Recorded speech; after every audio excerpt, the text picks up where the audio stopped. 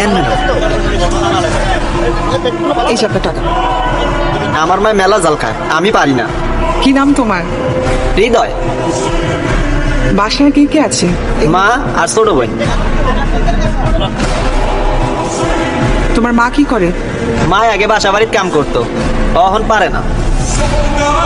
আমার কিন্তু আরো বাজার আছে, তুমি পারবে তো? পারমু ম্যাডাম।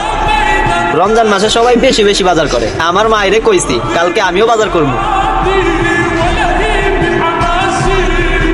আসসালামু আলাইকুম। ওয়ালাইকুম আসসালাম। লিস্টের যে জিনিসগুলো আছে প্রত্যেকটা জিনিস 2টা করে দিবেন। জি আপা।